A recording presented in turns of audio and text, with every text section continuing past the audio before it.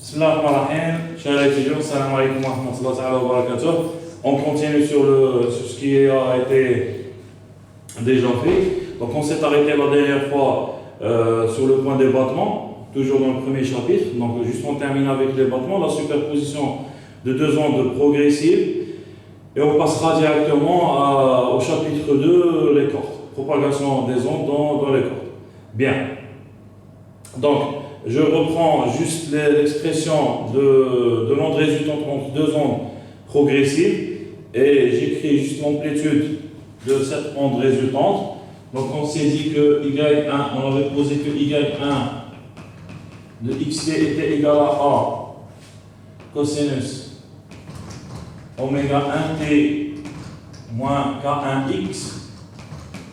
J'espère que vous m'entendez bien, que l'écriture sur le tableau apparaît en bonne qualité aussi. Donc pour le Y2 de xt qui est égal à A cosinus oméga 2t moins K2x. Bien. Donc on pose, vu que une fois qu'on fait la résultante, donc on pose que delta oméga égale à oméga 2 moins oméga 1 et delta k est égal à k2 moins k1. Donc delta oméga qui est égal à oméga 2 moins oméga 1, il est très petit devant oméga. Et K2, delta K qui est égal à K2 moins K1, il est très petit devant K. Sachant que le K et le oméga, sachant que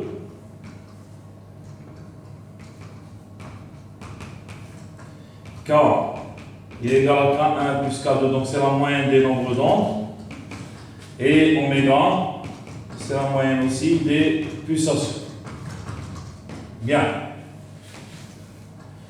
Donc on avait écrit que la résultante des deux y de xt égale à 2a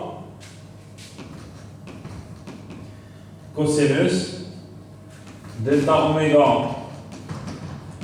sur 2t moins delta k sur 2x fois un cosinus oméga t moins kx. Bien. Ça, c'était l'expression de l'onde résultante. Donc, la somme ou la superposition de deux ondes progressives nous donne aussi une onde qui est progressive aussi. Donc, où on a pu écrire que ça, tout ça, c'était l'amplitude de l'onde résultante. Ça, c'était l'amplitude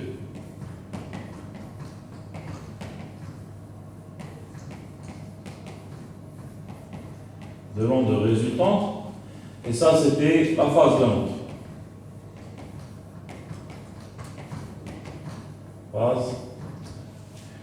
Phase de l'onde.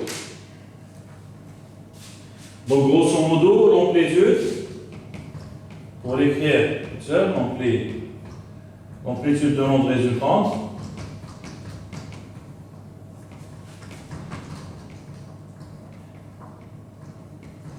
et de 1 cosinus delta oméga sur 2t moins delta k sur 2x. Bien. Alors, la superposition des deux ondes, on a carrément fait passer l'expression de l'onde 1, y1 sous forme complexe, y2 sous forme complexe. On a fait sortir le oméga 1 des deux. Donc ici, si on fait sortir le oméga 1, donc ça va faire que cosinus i oméga t, i oméga 1t, ça reste un 1. Et ici, ça va faire oméga 2 moins oméga 1. Ok? Bien. Donc, grosso modo, après toute une petite démonstration mathématique, on est arrivé à écrire y de xt qui est égal à 2a cosinus delta oméga sur 2 t moins delta k sur 2x cosinus oméga t moins kx. Donc jusqu'ici, ça va. Donc on a pris cette amplitude de l'onde et on avait tracé le battement, le phénomène de propagation de cette onde, de cette amplitude, pardon.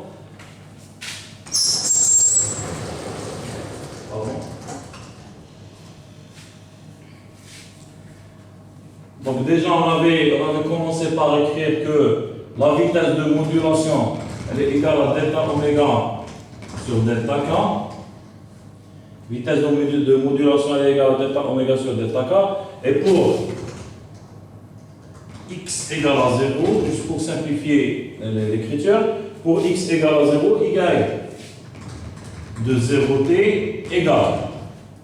Donc ax égale à 0, donc ce qui nous reste c'est 2a cosinus delta oméga sur 2t cosinus oméga t. Bien, en traçant l'allure de cette onde résultante à x égale à 0, donc on reprend le graphe qu'on avait déjà tracé. T, y, là il y a le 2a, en bas il y a les moins 2a, et on fait,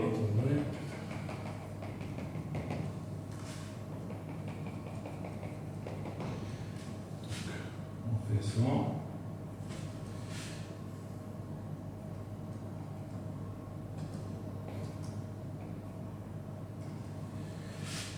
Donc je fais ça.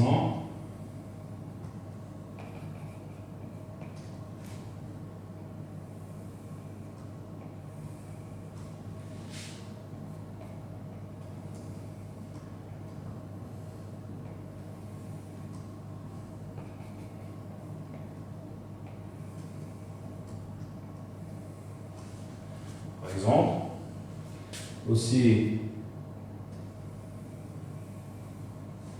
ça.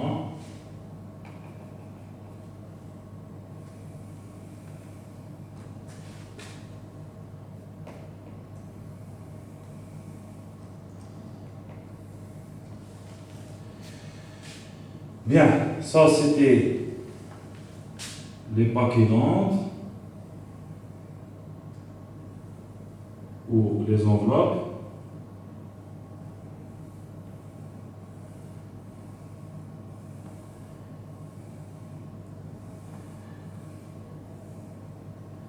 Ça c'était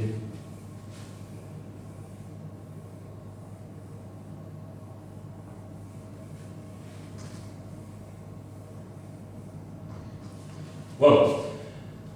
Donc, on avait écrit que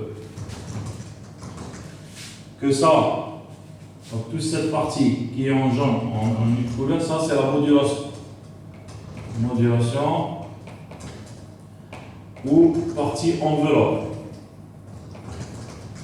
Donc c'est-à-dire c'est la partie de A cosinus delta oméga sur 2t moins delta k sur 2x. Bien, donc la pulsation de cette modulation, c'est là où il y avait une petite erreur sur la vidéo précédente. Donc la pulsation de cette enveloppe, de celle-ci, sa pulsation est delta oméga. Comme la pulsation et la période sont inversement proportionnelles, donc la pulsation qui est égale à 2pi sur t, donc comme oméga il est grand, donc à chaque fois que oméga il augmente, la période diminue. Bien. Donc l'onde qui est à l'intérieur, ça c'est notre phase. Donc le cosinus oméga t moins kx, ça c'est la phase de l'onde, et il y a oméga. Ça c'est oméga. Bien, donc les points que j'ai mis ici, donc ça sera un t sur delta oméga. Ce point ici, c'est un 2t sur delta oméga. Pardon, un 2pi, puisqu'on parle de période. Et ça, c'est un 3pi sur delta oméga. Bien. Ok. Donc AX égale à 0, AX égale à 0, l'enveloppe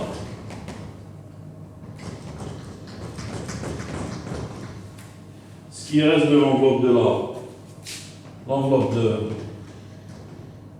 monde résultante, l'enveloppe de l'onde résultante et vous avez deviné 2A cosinus delta oméga sur 2T. Donc ça, c'était tout ce qui restait de l'enveloppe de l'onde résultante. Bien, donc après avoir tracé la résultante ou l'enveloppe de la partie modulation de l'onde résultante entre y1 et y2, donc on a pu déterminer l'enveloppe de l'onde résultante à x égale à 0 qui est écrit sous la forme de a cosinus delta oméga sur 2t. Bien, ça c'était dans le cas de la superposition de deux ondes progressives qui ont la même amplitude. Maintenant, si on spécifie pas que les deux amplitudes étaient égales, donc on a A1 et A2, on se retrouve avec, donc si les deux ondes n'avaient pas la même amplitude, on se retrouve avec un tracé comme celui-ci. Donc si les deux ondes n'avaient pas la même amplitude,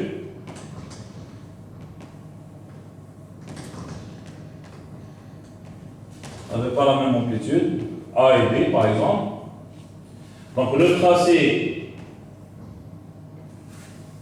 du phénomène de battement, le tracé de la partie enveloppe, donc se fait comme ceci. Donc je trace, donc je mets avec le jaune, la craie jaune,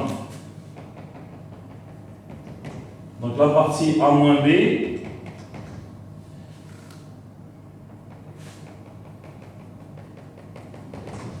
donc B-A, et tout ce qui est avec le, j'espère que ça va apparaître.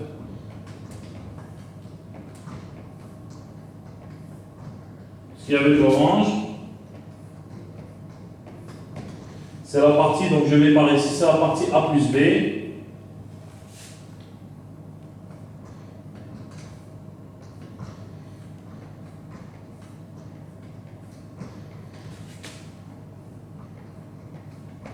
Et moins A, moins B. Et l'onde résultante, ou la modulation de cette onde résultante, ça fait ça.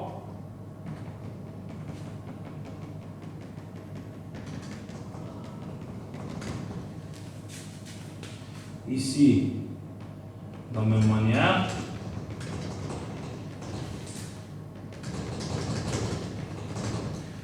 Donc vous m'excusez pour le dessin ou pour le schéma.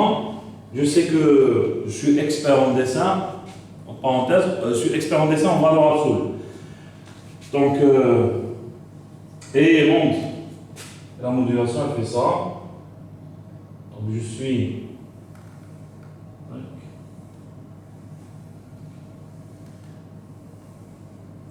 Si vous remarquez, je suis en train de suivre le tracé blanc en pointillé. Ok, voilà. Bien. Ça, c'est la partie modulation de l'onde résultante entre deux ondes qui n'ont pas la même amplitude. Et généralement, on voit cette partie-là où ce phénomène-là apparaître quand on utilise une guitare, par exemple. On a une guitare et on veut que les deux cordes de cette guitare jouent la même note. Donc généralement les guitaristes mettent un capot au niveau du bras, donc pour serrer les deux cordes, pour les tirer bien, pour que la note qui sort soit la même. Donc comme les deux cordes n'ont pas la même masse linéaire, donc les deux cordes sont différentes, donc on n'arrive pas réellement à faire sortir la même note exactement. Donc il y a une partie battement, et la différence qui est entre les deux amplitudes des deux cordes nous ramène à mettre cette marche par le haut, cette marche par le bas, et nous fait apparaître ce phénomène. Ok? Bien. Donc on continue toujours sur la superposition pour généraliser. Désolé, je dois lever. Donc j'efface ça.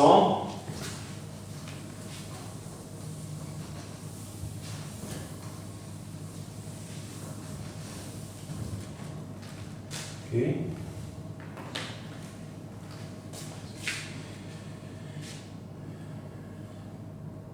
Donc on passe à la partie. Maintenant, c'est la superposition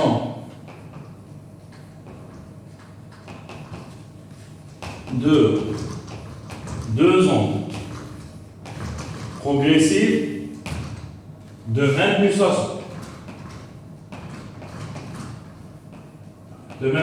Jusqu'ici, on a mis que la première onde avait une pulsation oméga 1, la deuxième onde une pulsation oméga 2.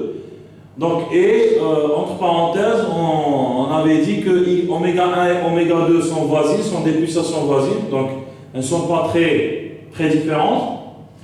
Aussi, on a dit la même chose pour le nombre d'ondes. On a dit que le K1 et K2 sont des nombres d'ondes qui sont voisins, il n'y a pas une grande différence, de telle manière à ce que, comme ils sont voisins, on obtient un phénomène de base. Bien, donc on prend le cas ici de la résultante de deux ondes qui ont la même pulsation. Donc le Y1 et Y2. Donc Y1 de XT qui est égal à A1 cosinus oméga T moins KX plus Phi1 et le Y2 de XT A2 cosinus oméga T moins KX plus Phi2.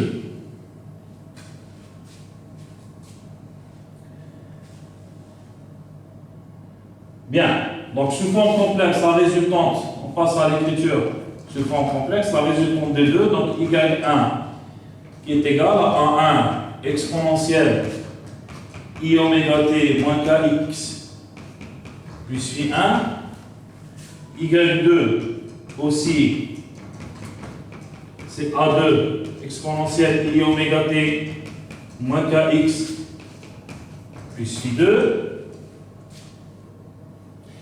Donc on fait sortir, pardon, donc j'efface, silence.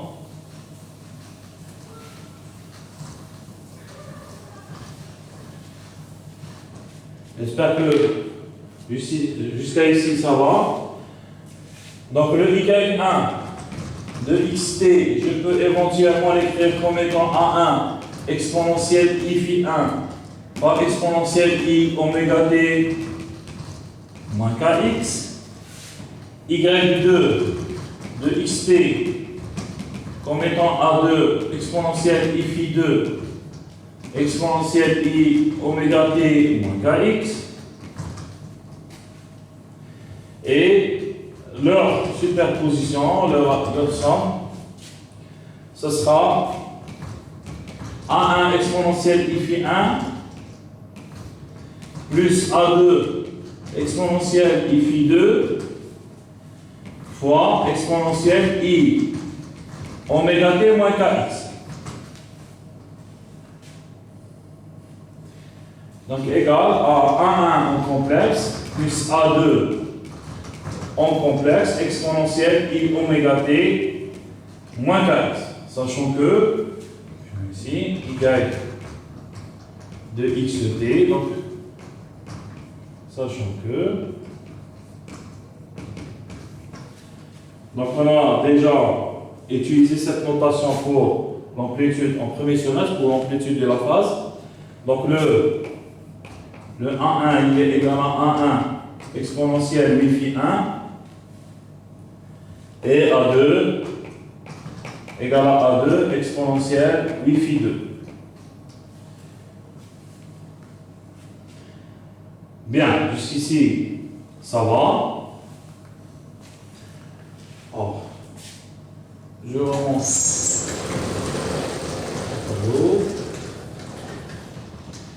J'efface cette partie-là et on continue.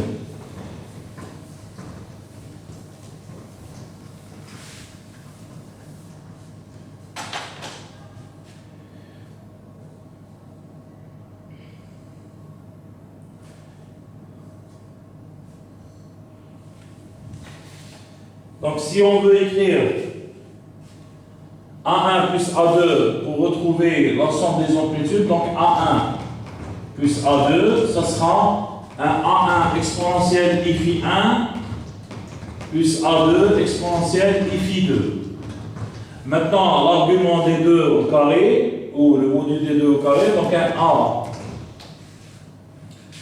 Un A au carré, ce sera un A1 exponentielle I phi 1 plus A2 exponentielle I phi 2 fois A1 exponentielle moins I phi 1 plus A2 exponentielle moins I phi 2. Et c'est un A2.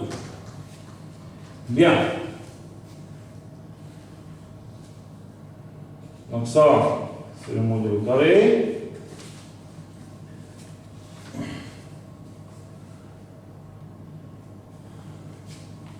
Donc grosso modo, donc ce qui implique que le A au carré, ça sera un A1 au carré, plus un A2 au carré, plus un 2 A1 A2 cosinus phi 1 moins phi 2. Ou phi 2 moins phi 2.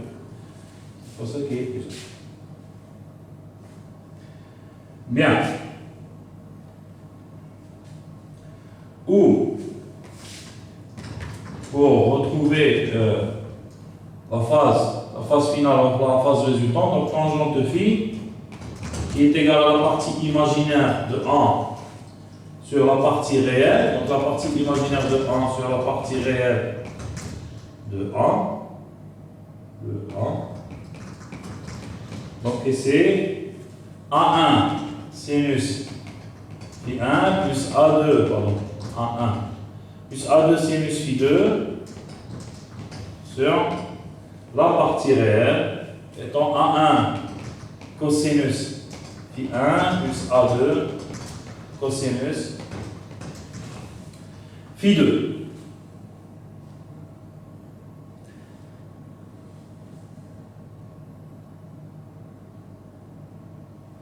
Cosinus phi 2. Donc dans le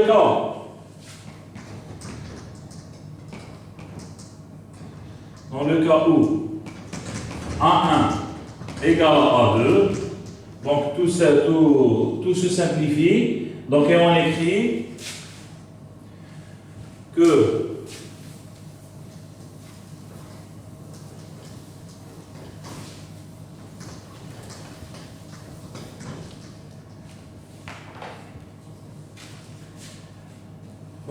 A2, donc A2 comme ça, égale à 2A1 au carré, 2A1 au carré, donc 2A1 au carré, plus cosinus, donc 1, plus cosinus phi 1 moins phi 2. Donc cosinus phi 1 moins phi 2,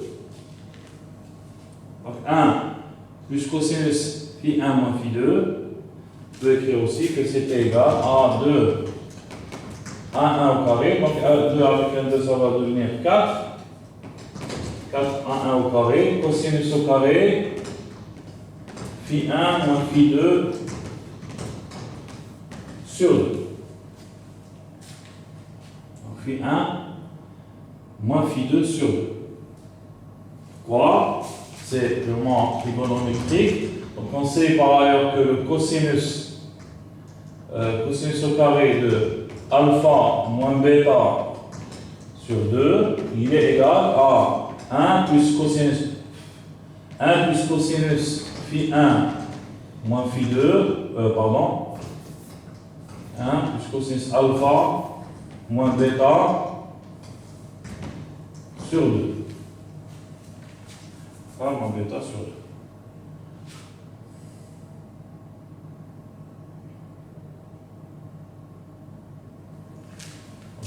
Ça, c'est juste un rappel. Voilà. Bien. Et le déphasage delta phi, il est égal à phi 2 moins phi 1. Ça, c'est le déphasage. Donc, on peut mettre ici que le cosinus, comme c'est étant une fonction paire, donc on peut mettre cosinus au carré de delta phi sur 2. Good. Bien. Donc, l'amplitude de A, ce qui implique que l'amplitude A, elle est égale à 2A1 cosinus delta phi sur 2. Voilà. Donc on avait remplacé le phi 1 moins phi 2 ou phi 2 moins phi 1 par un delta phi par le déphasage. Donc A de l'onde résultante à la base où on a écrit que le A1 il est différent de A2. Donc on avait écrit la formule générale de l'amplitude au carré. On avait simplifié aussi par, dans le cas où A1 égale à A2, on s'est retrouvé à écrire que A était égal à 2A1 cosinus delta phi sur 2.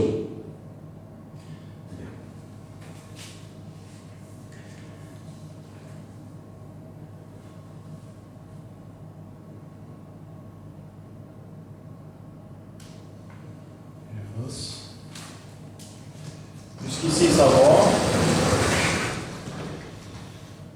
Donc, on passe à une petite dernière partie qui concerne la vitesse de groupe.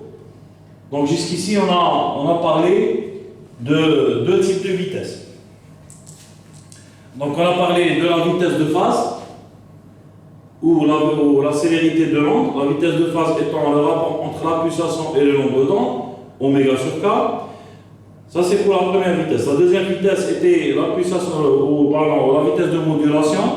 Quand on superposait deux ondes progressives, donc on se retrouvait à écrire qu'il y avait un delta oméga sur 2 t et un delta k sur 2 x. Donc le rapport entre delta oméga et delta k, sachant qu'on ne peut écrire ceci que si les deux pulsations oméga 1 et oméga 2 des ondes progressives étaient voisines, donc il n'y avait pas une grande différence entre les deux, de telle manière à ce que oméga 2, oméga 1 soit inférieur, très petit devant oméga qui est la moyenne des deux. Et delta k soit très très petit devant k, où k est la moyenne des deux, sur les deux nombres d'ondes des deux ondes progressives citées précédemment.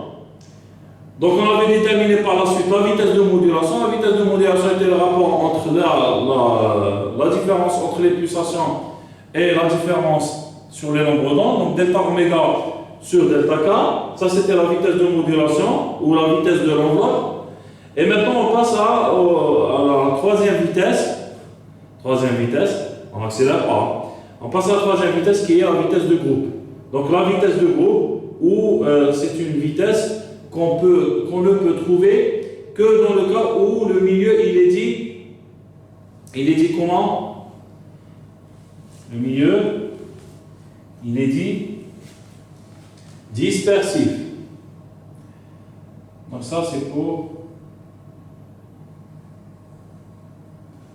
Donc j'efface ceci.